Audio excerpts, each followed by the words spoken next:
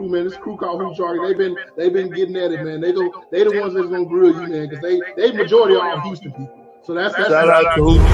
Man, I'm here with my man with Hoop Jargon, the best in the game, man. And you know I only live selected few in my circle. And this is the real dude right here. We gonna get down with the get down.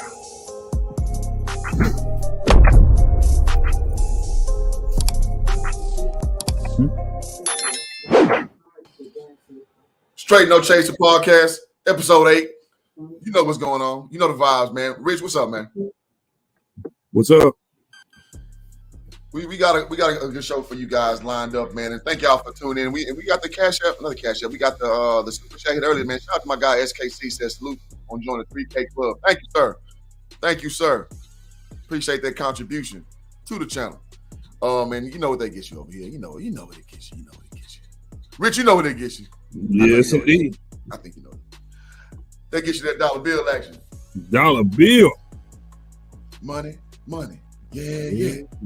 Money. Yeah. Appreciate that, SKC. All right, so let's talk about it, man. The Cowboys are coming off of a not so impressive win, but a win nonetheless against the Detroit Lions. It is what it is. It is what it is, man. So let's start off with some of the takeaways, man. I guess the elephant in the room is Dak Prescott, man. How did he look in your opinion? Well, the first thing is he was very uncomfortable in the first half. I think he still had, quite a bit of adjustment to make.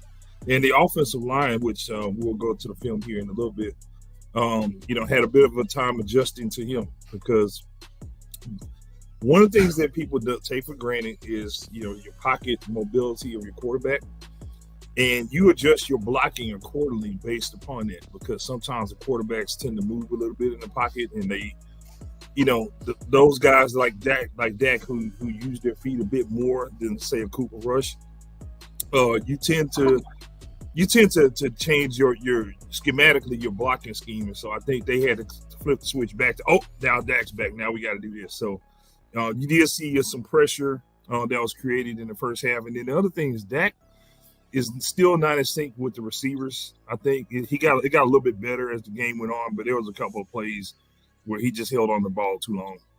Got to get rid of that ball, man. So overall, C minus, D minus, B minus, C plus kind of game for the offense. I mean, they were able to run the ball, which is important. But again, Detroit has one of the absolute worst defenses in the league, especially with regard to stopping the run. So we expected more, but we didn't really get it.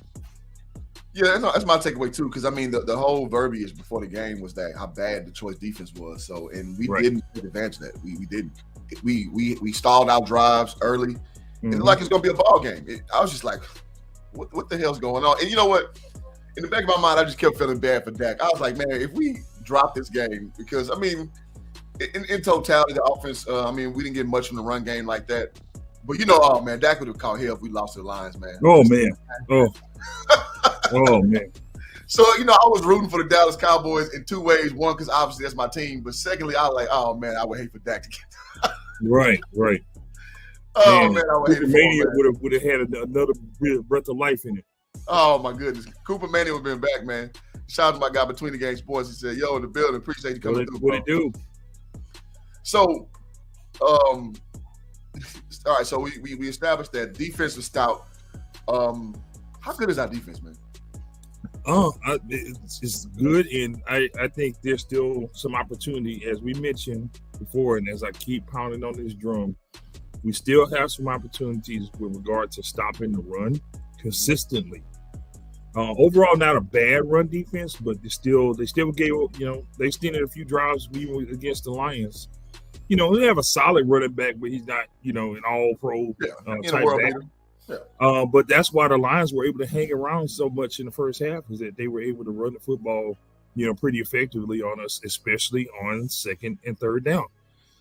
So it's a matter of just, making those plays, stopping guys. We missed a couple of tackles early in the game, so it's those kind of few things need to be fine-tuned a little bit.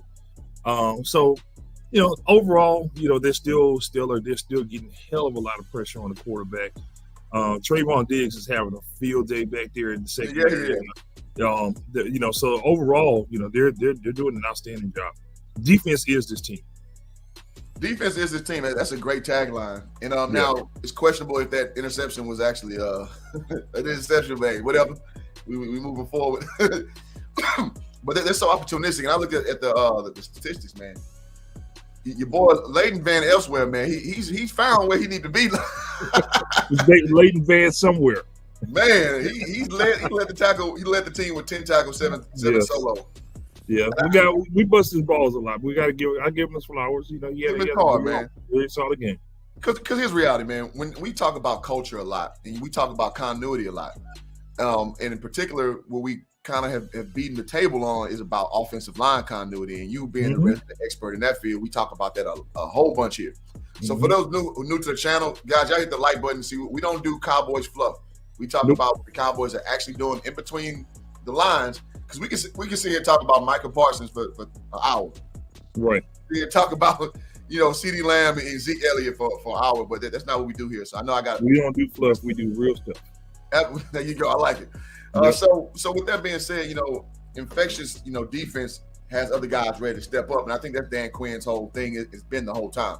So you got Vander Elsewhere found, his way again. His personal GPS synced back up, right? Yeah. So, I know we're a little deficient in the cornerback position. And you know what? I'm just very optimistic that it doesn't matter. It's next man up and we're going to be fine. In years previous, and by years, I mean last 15 years, you couldn't pin me down with no statement like that about the Cowboys defense, man. Right. So it's a committee thing. It's a team. It's a unit thing. As a unit, they just find a way to work together. Absolutely. And I agree with you. I think they'll be fine. Of course, you're going to miss some of the coverage capabilities and things and such, but they can scheme around that. Dan Quinn, he knows how to game plan on the defensive side of the ball, better than most. So I think they'll be fine. Yeah, exactly. I mean, it's funny. I'm worried about the offense, and that's something that for the better part of the last 10 years, that's something we never really had to worry about. Besides 2014, with 2014 and 2016 were pretty awful. Yeah. But other than that, it's not been our thing. So, all right, so you want to share the video, and so what are we gonna discuss with the video clip? Yeah, we're just gonna roll through some of these highlights. So the first thing is, as I mentioned, in addition to the inability to stop the run, you're gonna see here they extended a drive right here. I'm gonna back it up here. Sorry. Well, first of all, there's the pressure. This is what I was talking about earlier. So early sack. This is Aiden Hutchinson, the number 1 draft pick of the Lions. You're going to see he'll come right off the edge here. Boop, get to Dak very quickly. They just weren't in sync because, as I mentioned, you got that quarterback. When you move around in the pocket, you move the pocket.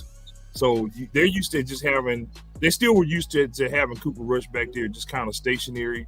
And Dak is moving around back and forth in the pocket. And you're like, oh, shit, he's right there. Like, you're kind of looking over your shoulder a little bit to see where your quarterback is. So, when the rush hits you, you don't bump into him or anything like that. So that's an adjustment there. They'll just have to get back in rhythm, playing back to Dak style versus Cooper style.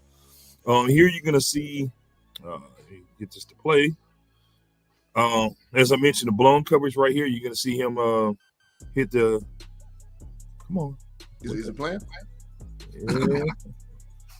Sleeping on us here. There we go. Yeah, you're going to see the blown coverage right here. Goes into motion, play action, and you're going to see him dump right to the wheel. Whoop, missed the tackle right there. Yeah, we can't have just the little things like that. You know what I'm saying? And this was a second and long. You make that tackle, it's 3rd and short. Now it's a first down. These are the little things they got to correct. Here's another one right here. Go out to the flat. You got to get up on that guy, man. And then, the coverage has to be a little bit better than that. Short and intermediate coverage has to be better. Here's another one right here. Screenplay right here. Gotta get back there, 55. Mr. Van Der. So, these are the little things that need to be tightened up here. Here's another one right here. This is actually a great play that I wanted to include that because this is your boy Trayvon. Then of course there's the field goal.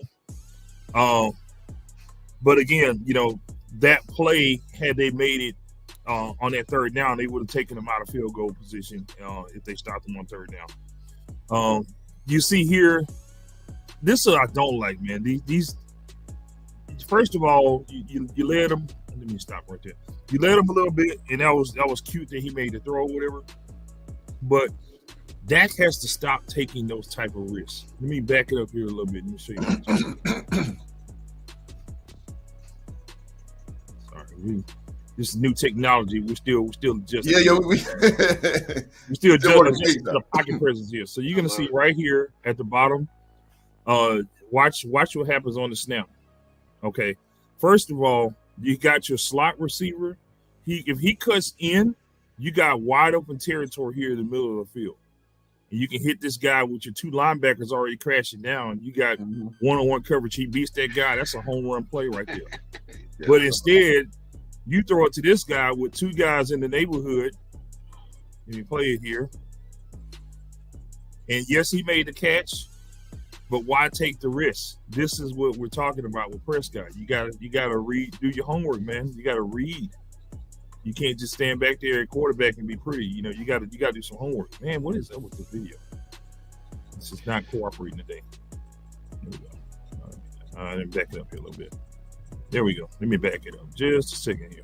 Back it up like Junior. Right. Y'all hit that like button, guys. Let's get some more folks in. Man, we give you this cool shit. It's coming up right here, y'all. Okay, right after the field goal. Yeah, as I mentioned, down at the bottom. But look, this guy cuts in. You hit him inside that seam. He's open. It's man against man. You got a receiver against a linebacker. I want that matchup every time. I'm not throwing with 2-3 guys in the neighborhood. Yeah. These are the type of things that Dak has to fix.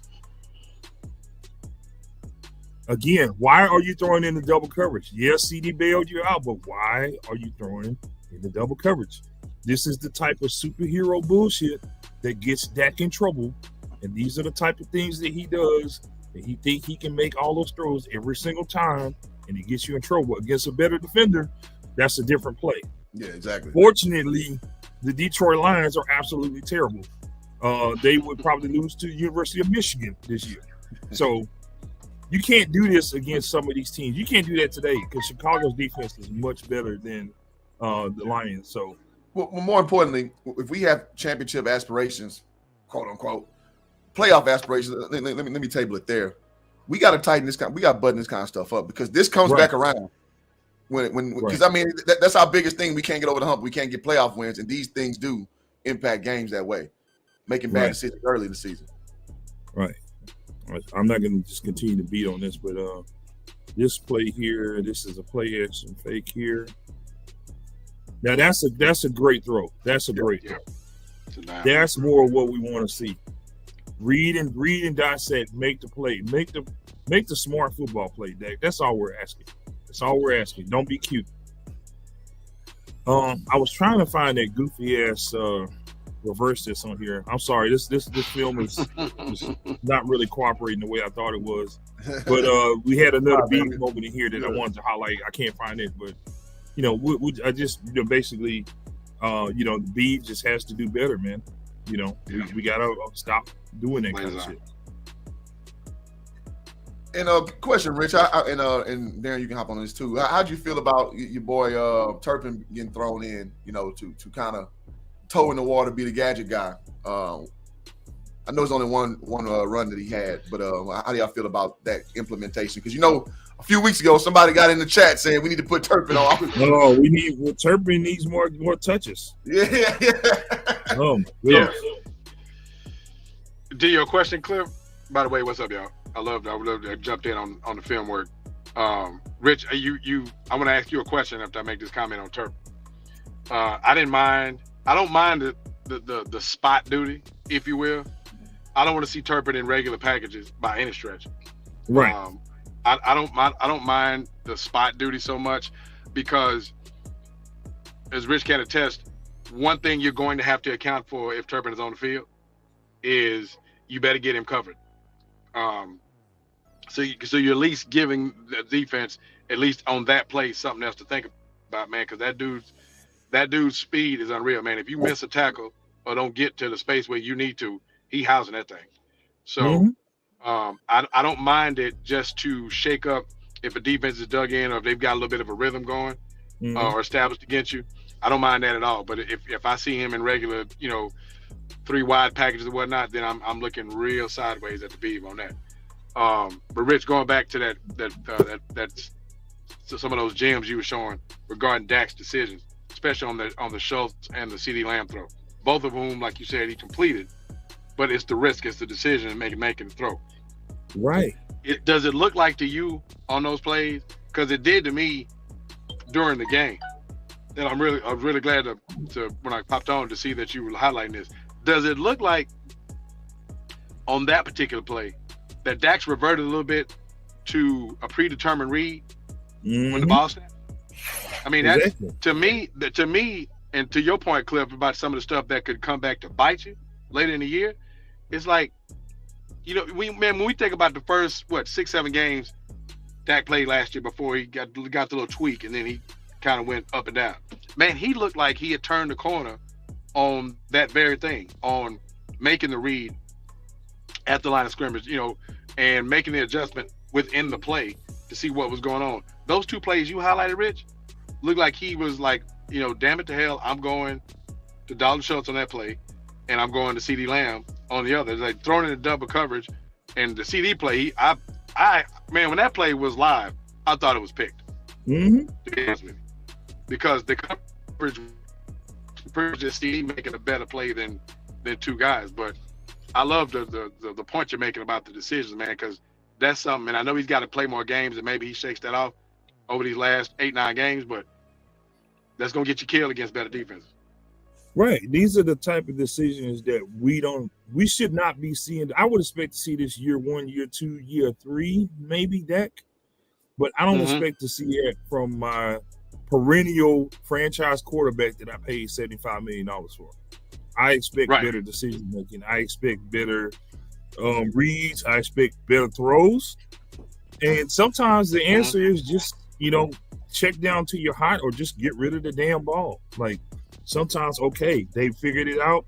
Let's not try to make something that's not there. Let's regroup and start over again. Sometimes that's the correct answer. Incompletions are perfectly okay as long as there are situations where you went through your progression and there's just nothing there. You get rid of the ball. There's nothing wrong with it.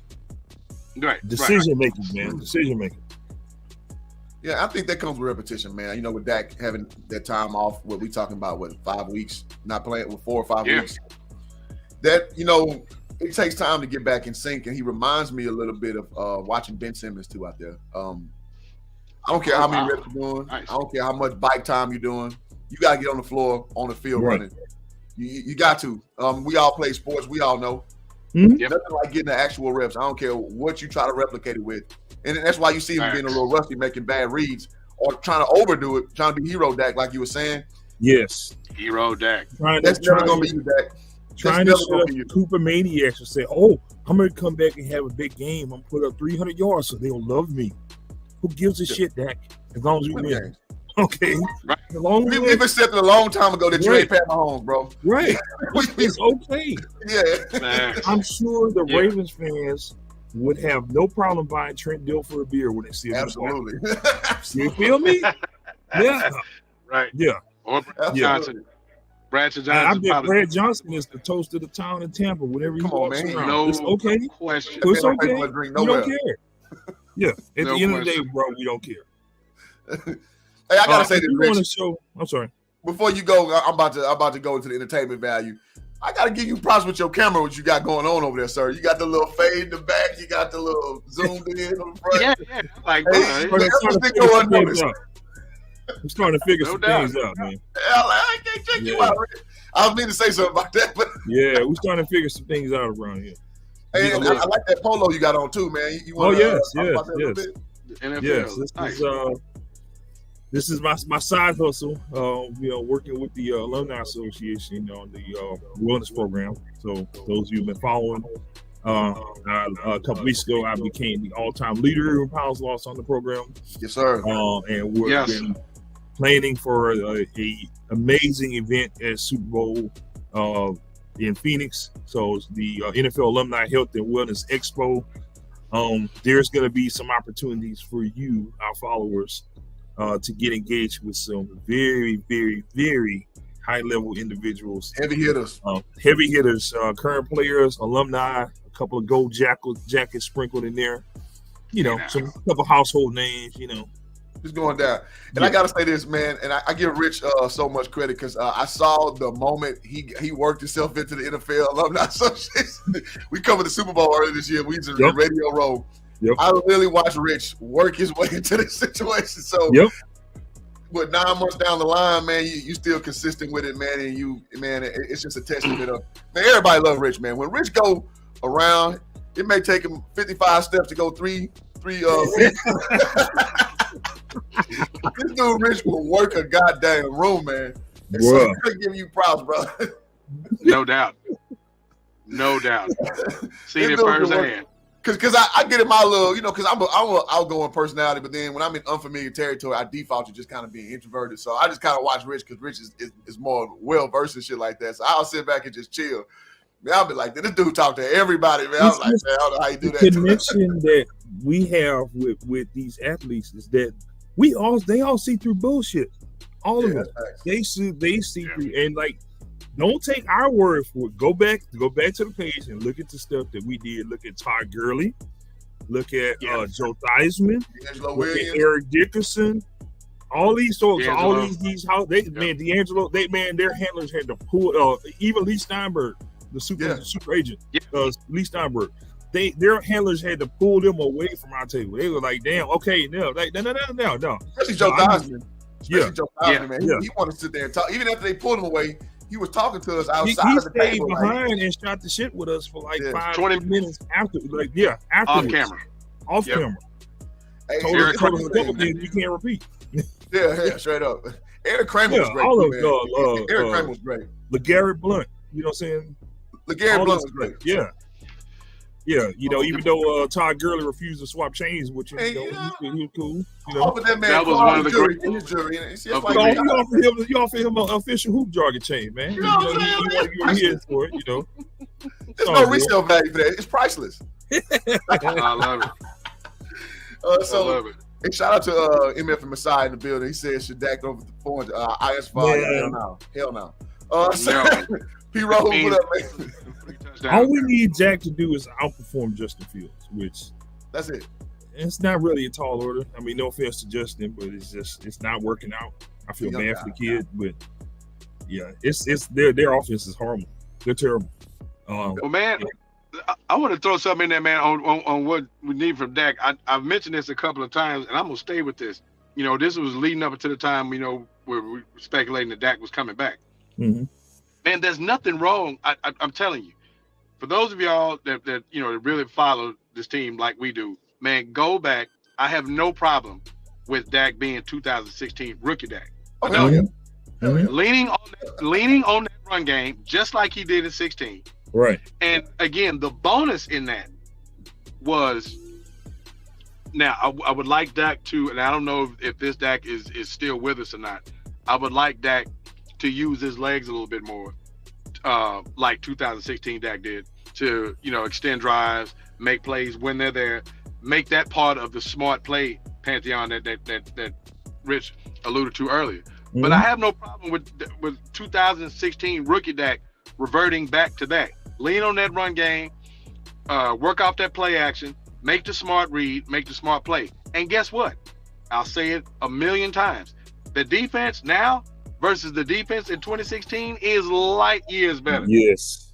Light years better than that 2016 crew. And that was a 13-3 squad that literally did it with offense and with Dak playing not necessarily safe, just being smart, not just taking those chances and leaning on that run game. Right. I don't know. Like somewhere in that conversation, they've got to revert. I hope he reverts back to that as he gets more reps, like Cliff said, and as the season progresses. There's nothing wrong with that because now you got a defense that can get you the ball in short fields and make plays. Oh, and one other thing. Now they got a return threat. Didn't have that in 2016 either. Yes. Absolutely. Actually, I was gonna give a shout out to the special teams for the job that they did. This is one of the things that we kind of take for granted, but having special teams that can create field position and even break for you is critical. So I do have a clip of the return for Mr. Turpin here. Teaser alert. Yes, sir. Teaser alert. Obviously, I think he wins the unanimous Lucky White here. Yeah. We gonna get that out the way. We gonna get that out the way. There's no question. We don't even need to round table that. No question. Yeah. Let's see. Trying to get this dog up there. Salute to everybody in the chat, man. Y'all hit the like button, get some more bodies in here, man. Hey, it's nobody giving y'all Cowboys content like this, man. When we give you full breakdowns, not just we haven't said anything about Micah Parsons yet. He had 2 sacks. We ain't said nothing about him yet. Just Sam Williams either. Just saying. Like, and y'all go subscribe to our channel where we're gonna season 3. We're gonna host every stream there. So y'all go go subscribe to the Straight No Chaser Cowboys podcast YouTube channel. We're a whopping 7 subscribers right now. Let's get them numbers up, man. Shout out to the man. Go ahead, Rich. Do your thing, man. I'm trying to get this thing to play, man. It's just. Let me see. We need to add to the stream. There we go. Yeah, there's the return. Look at. If I can stop you here for just a second. Look. First of all, look at the guys downfield, all the way down here, right by the returner. You got an engaged block, so he beats this one guy that's coming after him. Everyone else is in position to create the lanes for him. Let's go ahead and play. One of these days it'll come up. All right. All right. There we go. We should be good. So he's got one man to beat, and it's on. Whoop! There he is, right there. Block. Helmet. 2 guys right there. Pick him up though. I thought he was gone right there. Yeah. We were one this block away from a return right there, but it was like this over and over all game. Special teams did an outstanding job with down the field coverage, making sure that they were there to create opportunities for Turpin. So as a unit, A+ and a super shout out to the special teams unit, specifically the punt return team. Guys did an outstanding job. So the special teams return team, collectively, you guys share the Lucky Whitehead Award this week. Absolutely. That's fair. Here's why that's so important. When you go to certain games and it's going to be like a good old smash mouth football game, the offense ain't got it going all the way. The defense is kind of stout early, but then they start floundering late. You got to have somebody else put points on the board some kind of way, or at least put field position in your right. Field position. Yep. So that's going to be a big thing going forward, and it's literally something that we have not had since "quote unquote" Lucky Whitehead, and that was a mixed bag of nuts if we were being honest. We haven't had that since like Pac-Man Jones, when like a guy who was a true threat, like you punching Pac-Man, he gonna do something with it, or you kick off to him.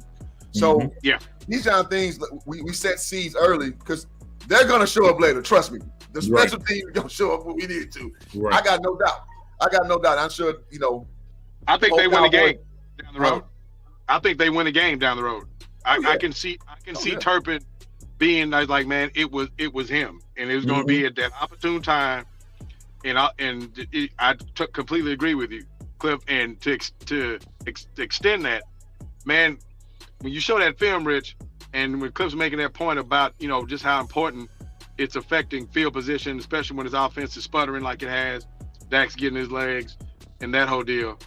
Man, how motivating is it if you're on that return team to get to your spot? Because you don't need to give the dude much. Yeah. Because if you trusted him to beat that first guy, I like Turpin 9.5 times out of 10. That dude doesn't matter. But if you go down and just basically do your job and get a hat on somebody, that dude he can make something special happen. And what's gonna happen is the special teams are going to take on their own life of their own. They're going to come on the field like, let's go. It's our time now. Let's go. You know what I mean? Like, it's going to turn into a whole weapon. And they're going to embrace it, man. I'm telling you. It's just going to be a beautiful thing to watch when it crystallizes the perfect way. Now, how far that takes us, who knows? But you can see confidence building within a certain unit of guys on the field. And that's something that's definitely turned out to be a thing. You know what I mean? So I'm very excited in that capacity. Well, what's live about that clip is the balance, man, because both of y'all know, and those of y'all in the chat too, man, this team, even when it has performed and won games in the regular seasons, of the good regular seasons they've had in the last several years, it's always been heavily dependent upon if that offense performs, because you didn't have run stopping defense to speak of. You had spotty pass rush for the most part, and you had nothing in special teams after was it Dwayne Harris? After he left, after he went to defected to the Giants several years ago now. So if that offense wasn't rolling, what did you have?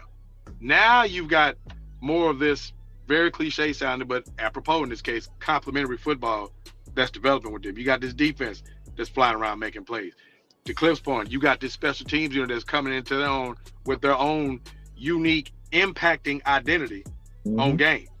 And now all of a sudden, think about the tone of the conversation that we've had the last 2 or 3 weeks.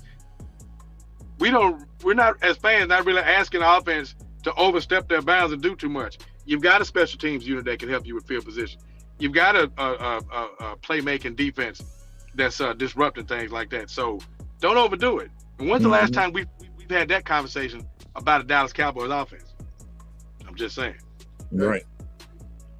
And I want y'all to shout out to P Rose. P Rose always hold down the stream doing our show. And Brandon Penn, yes, sir. Our students. He said, I think Dak should utilize RPOs second and third and short. Right. Easily Right. Couldn't agree more. Couldn't agree more. Yeah. Excellent point, P Rose. This is a really young dude. P Rose is really young, man. He be on your point earlier, Darren. You know what I want to see? The pre foot injury Dak. Yes. Remember that season? He was breaking the plays down and like, okay, first read, second read, third read. Okay, I'm gone. Yeah. That's how the injury happened. Yeah. That's literally how the injury happened. He went through his progression. Nothing was there. He took off, had a huge run, and got tackled, and it just was a freak thing, and he broke his foot. But that year, he was using his legs a lot to extend drives, extend plays, get something out of it. You were seeing that. I was like, yes, this is what we want to see. He was almost evolving towards sort of like a Randall Cunningham in Minnesota type deal, where okay, I'm gonna see here in the pocket. I'm gonna see what I can do here. But if it ain't here, I'm gonna go get it. That's the difference between what we want and where he was. I think he was trending towards that. But I think he regressed. I don't know if he still, just isn't comfortable running, because I know psychologically you always flash back and you think, well, when you have a major injury, I don't want to do that again because the last time, this happened. But man, it's just part of the job, bro. He looks like Maverick after Goose died. You know what I'm saying? Like he's scared to engage. He won't get back in there. You know what I mean? Right. On that part of his game. Right. And that was one of the pieces of, because he didn't like that. Please hear me. He would never be, mistaken for a thrower of the football like the great Aaron Rodgers. Oh, never, ever. No. But one of the elements about Rodgers' game that I thought Dak could incorporate in his own is how smart, because Aaron Rodgers could always run, but Aaron Rodgers would make those runs when it was time to make them. Right. Like he was probably the most timely mobile quarterback I've seen in a long time. I mean, he would make those back-breaking runs when you have guys covered. You may even get a little bit of pressure on him, but he would, he float outside the pocket, whatever else, and then take that real estate in front of him to make that play. I think he was one of the ones that really put it in vogue, and Russell Wilson does it too, where you get to the yard marker and you extend the ball and get out of bounds and go do the next play. I think that, like you said, Rich, was trending towards that. The injury happened. I think he shrank back. But man, if he could just incorporate just a little bit of that again, I think and the thing could be dangerous, man. Just be smart all the way around, making your reads on your throws, and when you run, just take what they give you. Extend that ball over the marker. Go and go get another snap.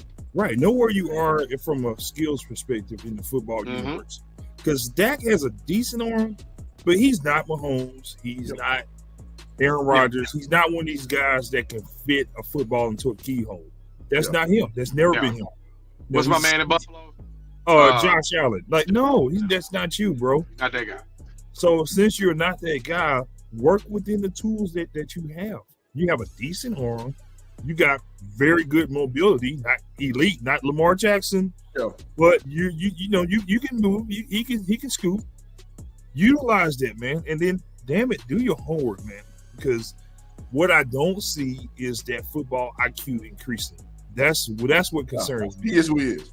Yeah, I mean, you're a quarterback. You got to be a football nerd, man. You got to just live in the film room and just figure shit out.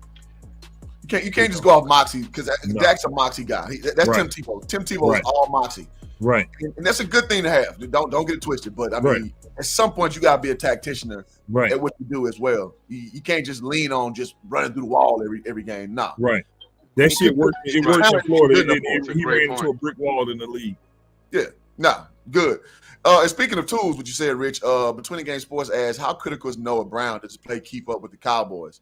I think that's been a great tool. That is a great point. And Noah Brown, to me, he gets the unsung hero award because he is a guy who really held it down when his receiver core was struggling. You had a lot of uncertainty with the injuries to James Washington and Gallup not coming back. And Absolutely. Oh my God, we lost Cedric Wilson, a free agent. Oh my God, Amari Cooper's gone. He's Cedric the guy that held everything down, man. So I think he's Cedric Wilson of 22. Yeah. To be honest with you, I mean, Right. because what was the real expectation when Cedric Wilson came in, and was pressed into duty last year? I mean, literally before he took a snap and started doing his thing. What was? We knew he was a Boise guy. You knew he was a late round guy that was picked. Well, I think 5th round out of Boise. So there was that. But in terms of an expectation, in terms of, especially commensurate with the production that he gave you, what was that expectation? And then he was massive last year. Played himself into a contract. So I think Noah Brown is this year's. I think he's the 22 version of what Cedric Wilson was last year. Right. Yeah. That's the longest. He's been around the program a long time. This is not a rookie. This is a guy who's earned his stripes. 6 years from the mud. Yeah. So. And you need guys like that sometimes. You need guys who just know. I mean, Cooper Rush. Anybody? Who just stays around, and when your numbers call, you're ready to go because you know what to do. You know expectation. He's won the quarterback battle already for next year. So, Cooper Rush. Oh yeah. In the hearts and minds of some. Shout out to Brian Pendleton in the building. Says ESPN the contract. They are better than the local sports. Hey man, that's what I'm talking about, man. That's love, man. I appreciate that, bro. Appreciate that. My Longhorn, my high school Longhorn alum right there. Already, man. Yeah. Penn always come with that heat as well, man. Penn come with the heat, man. So let's pivot to today's game. Expectations, thoughts. What are we gonna see today? Much like Detroit, to be honest with you, I think it's the same thing. I mean, I think a guy like Goff is a much more consistent, thrower and passer of the football. He gets on a run. I think there's more dynamic there. And not to say that, and I'm not down in Justin Fields by any stretch. I think he's a really solid, young, developing player.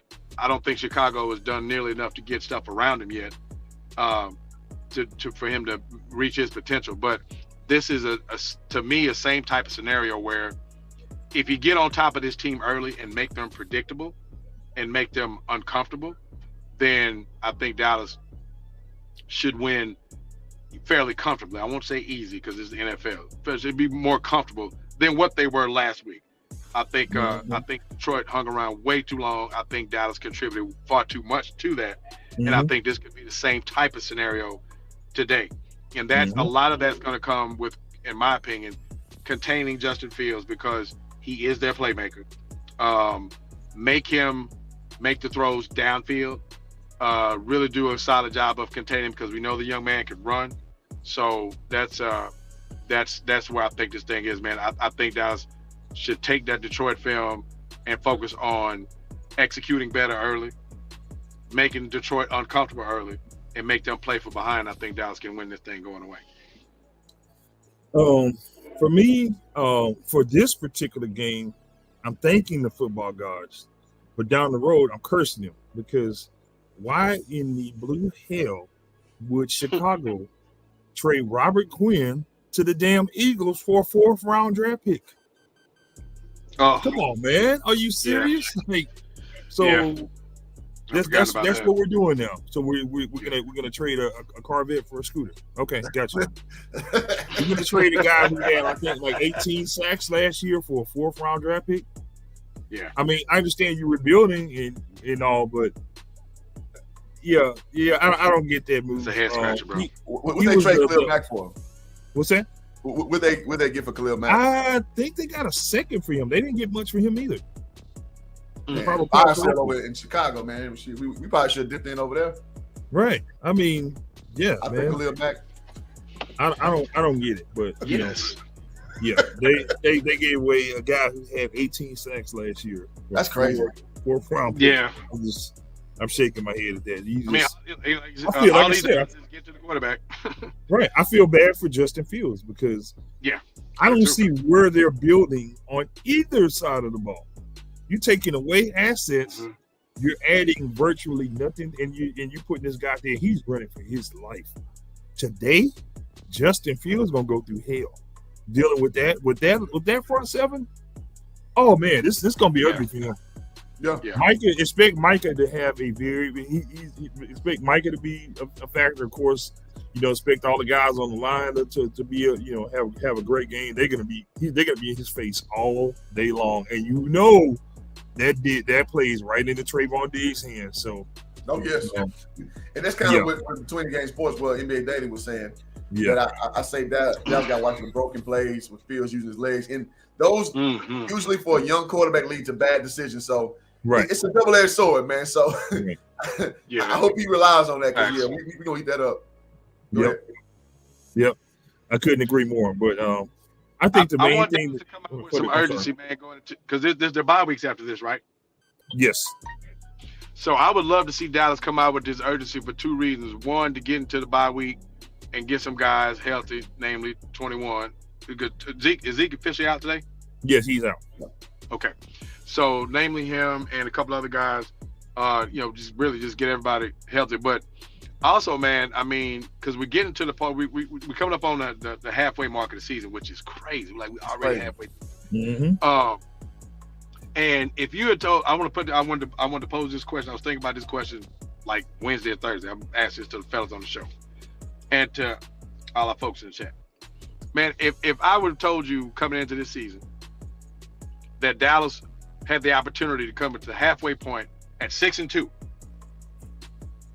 and be third in the division, would you believe it? Nope. Not at 6-2. I mean, right.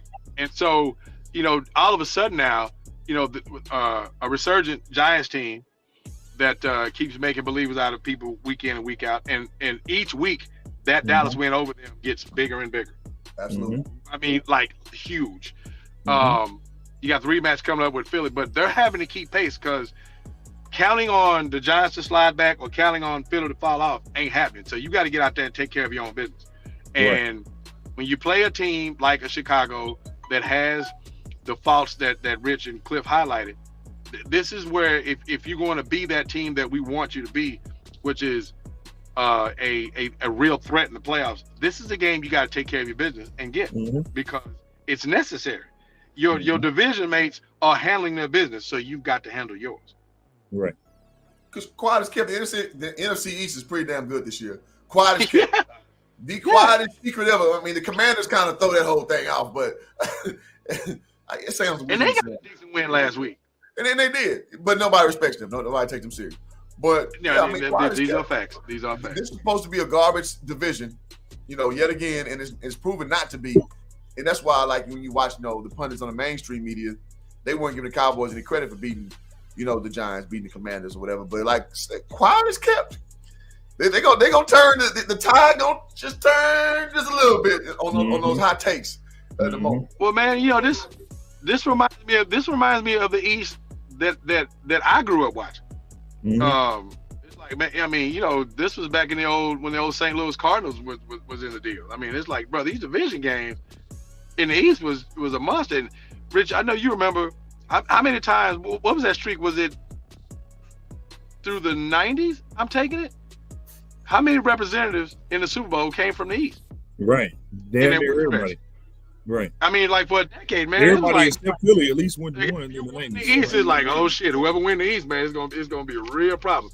Now, you know, as things go cyclical or whatever, that cycled away and Philly owned the division. Everybody else was kind of trash, including Dallas, during the Donovan McNabb years. But I mean, just to see this, and I guess because it was so unexpected. Like, man, we didn't sit here and think the Giants would be 6-1, No. coming into this deal, and Philly to be undefeated, and a Dallas team, with just only 2 losses coming into the halfway point, and you're sitting in third in the division. I'm like, damn, for real? Like, okay, the East is beast again. I can dig it, but they got to handle their business, bro. They've got to handle their business. Just, they got to keep pace. I would highlight these 2 comments. And shout out to Penn said, I knew they would win 1 or 2 games. Cooper Rush and defense are currently MVP. Hey. No, the defense is currently the real MVP. Facts. Damn. Facts. Rush stepped in and did his job. I don't like Rush. I can't stand him. He sucks. But Rush served the table, but the defense was the chef. Yeah. There you go. I like that, Rich. Yeah. I like that, Rich. And Chuck says, which is funny in truth, as long as the Cowboys don't try to untimely trick plays that never work. Well, I guess if you were sitting next to me, point to do better and dissect the film a little more, because I really wanted to highlight that dumbass play that they ran. I was like, oh my god, here we go again. Stop the gimmicks. Just turn around and hand the ball off and run the damn football. None of this jet sweep, reverse, double toss, triple option, extra cheese on the side shit. I don't understand what goes through B's head sometimes. And he all does it on like first down. So you get tackled behind the line of scrimmage, you lose 8 or 9 yards, you're second and long now. Don't build up, just get shit. Like, come on, man. And You got guys motioning out the backfield on first down. What do you think the defense is thinking? They gonna sit on that. Come on, man. Annexation of Puerto Rico, man. It was just like, you know what? He had that moment. He got up at like 3 in the morning and he got on the whiteboard and just started writing some shit out. He's like, you know what? We're going to use that on Sunday. And come hell or high water, he's going to use that play somewhere. And he just thinks that's the moment. Like, that's not it, bro. That's not it. That's a great man, job. you could almost see B in like third and short situation. You could almost see B thinking like, you know what? They're going to be looking for that there, so I'm going to trick their ass right here. It's like, bro, no, you're not. My favorite brand of football is when the huddle breaks, the O-line hustles up to the ball. Yeah. And you get in that formation.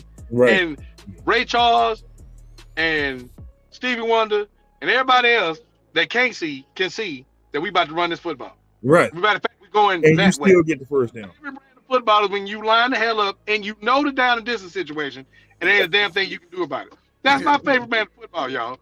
And Cowboys had that there for a while, and the Beef, I think the Beef has flashes like, man, I really like that play call, but bruh, the beauty of football, man, for me as a fan, is sometimes just how unbelievably simple it is. Mm-hmm. It's like, man, I'm going to beat that guy in front of me, or I'm not going to beat that, but we about to find out. When that ball snaps, we'll get a hand on hand. We're going to see who's going to win this snap. Bear Bryant is considered to be one of the greatest college coaches of all time because he preached simplicity. Yes. Your job is to do one thing. You're an offensive lineman, you left tackle, you block left guard. He broke the game down into so many minute pieces. And everybody just do their one little part, and collectively, that's how we win. There's a lecture, if you look it up on YouTube, where he gives a lecture on the simplicity of football and how you get a C player to become a B player to become an A player. And that's his entire philosophy. They may have won national championship after national championship doing just that. But the Beef just overthinks it sometimes. He has that. You remember that scene from The Waterboy where Coach Klein was not sure about himself? He was like, no, I'm going to fake. No, I'm going to pretend to fake and pretend that I'm faking to pretend to fake. Like that, he has those.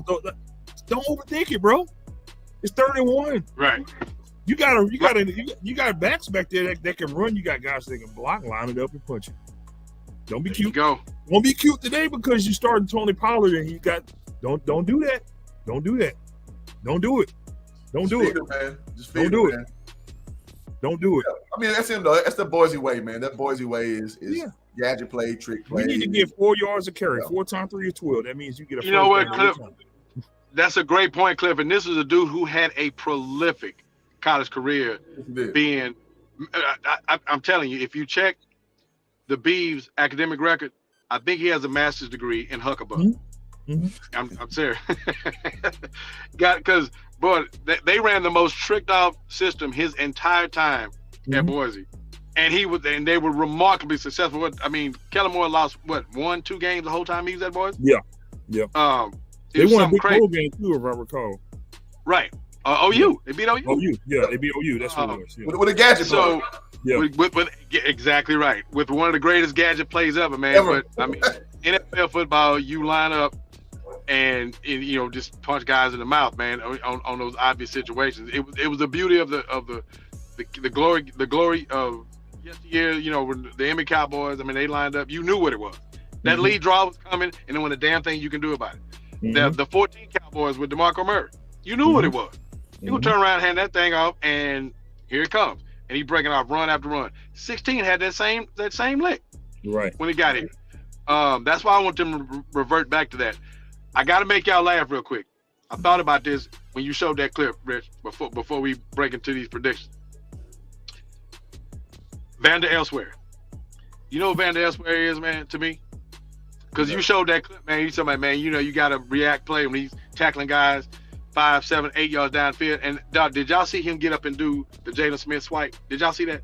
Oh man, he did the Jalen Smith swipe. Yeah. I'm gonna send both of y'all the clip back and give y'all the minute and second portion. He did the swipe on the sideline, and I almost threw up. But you know what Vander Elsewhere is, man? He is the 2022 version of Brady James, bro. He celebrates more tackles when the guy's 8 yards down the field than anybody on the team. That's Brady James all over again. Yeah, he's the white. He didn't score. Yeah, he's the white Brady James, and he incorporated his boy Jalen Smith's swipe. Oh my God! No, talk about hustling backwards. Hustling backwards, bro. Hurry up, Jabril Cox, and then do something in practice. Get on the field. We got. Yeah, Vander Elsewhere has to do that. Go elsewhere, because I'm tired of. That's the one concerning thing. Cliff talked about those trends. Still giving them too many plays in the run game. Well, I will say he led the tackles last week, so I'm gonna give him his flowers on that. He had 10 tackles, 7 solos. Yeah. So like I said before, this week he earned the title of Vander Somewhere. Yeah, I'm gonna give him something.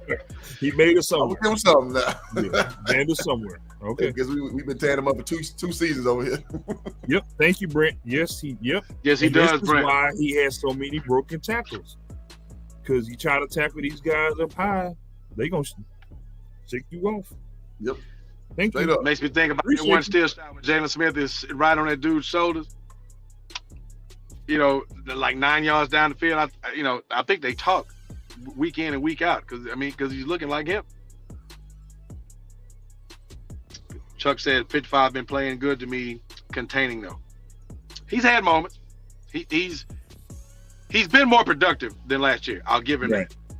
But it's still far too many runs that he diagnoses late. Where the ball carrier is, particularly in the run game. But take the wrong damn angle. Yeah. Oh yeah. He's right at the ball carrier. What are you doing? That's where he's channeling his inner Barry Church. Not the Barry Church. I'll never forget that. Not the Barry. For those of you who remember that play, the spinner Rooney, I call it. Where he has a ball carrier coming at him, and he turned and started running the same direction as the ball carrier and spun around to try to go. I was like, "Oh my God, what are you doing, dude?" And he got paid for that game too. Yeah. He got a game check for that. That's nuts. Wow. But let's land the plane, gentlemen. As we approach the hour mark, we always try to get these done in an hour. Let's do some game predictions. Anybody want to step up to the plate? Somebody put forward a 27-13. I like that. 27-13? I like 27-13. Dallas. Yes. Yeah, P. Rose. P. Rose. Okay, yeah. Of course, P. Rose is always on point. Yeah. P. Rose, I like that 27-13. I think if Dallas does what they, what I hope for them to do when I mentioned that earlier about how I thought this game should go. And I think if they do that, bless you, Cliff. I think if they do that, I think that's what the score looks like, something like 27-13. So I'm gonna roll with that. I just think that poor Justin Fields has his in over his head. I think that their line and that secondary is just too much for them. I expect at least one defensive score today. Nice. We also mentioned, of course, the special teams factor, which, if I recall correctly, the Bears have some coverage issues on special teams as well. So there might be a Kevontae Turpin sighting. So those who want to Turpin will get more touches today because they're gonna be punting the football a lot today. And I just think, overall they lost too much steam. They can't get after the quarterback. You got rid of the one guy who can cause problems. Offensive line should be able to eat today. We should still be able to run the football today. I saw a comment time. We should be able to run the football today. As long as we don't do the stupid stuff that we talked about with Dak, we should be just fine. I'm going to go 28-9 Cowboys.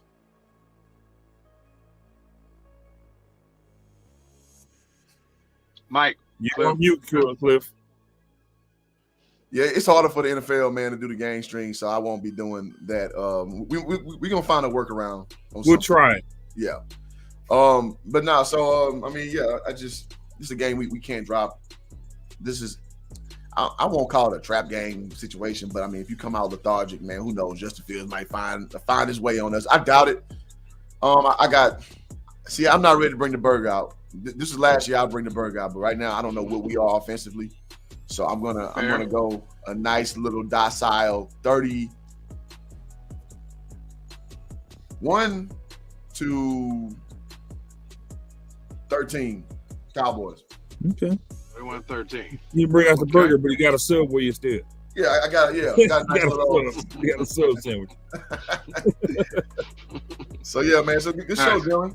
Well, we're looking forward to Cowboys doing our thing.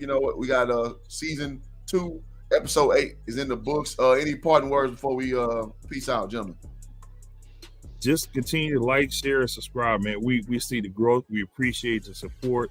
I hopped on Clips Live yesterday, man. That was banging, bro. So appreciate it. All of y'all, man. Just thanks for all the support. Support the movement. It's the movement, man. So it is a movement. You need to like, share, subscribe, click like. Bring your friends, add your burner accounts because we know you're probably gonna get locked out of Facebook 3, 4, 5 times for saying something that you said 4 or 5 years ago. So add your burner accounts also. Every like, share, subscribe, every head matters. But let's get the word out. Let's keep the momentum going, man. There you go. I echo Rich's point 100%, man. Like, share, subscribe, tell everybody. Tell your mom and them, tell your cousin them, tell your homeboy them, tell your side piece, tell everybody. Side piece need information too. Yeah, absolutely. And tell them fans of the Cowboys, and please tell the non-fans. Bring the haters. Tell them too, man, because we embrace that on this show. Yeah. But we appreciate everybody, man. Appreciate the love. And Dallas has to get to the break at this 6-2, man, because we got to keep pace, get to this break, get into this bye. And get healthy and make this run to win this East, man. So go Cowboys and take care of your business today against the struggling Chicago Bears. There you go. Let's do it, man. So appreciate y'all. Straight No Chaser. Another show in the books. Gentlemen, ladies, thank y'all for being a part of this. And see you next week. All right now. Go Cowboys. Okay.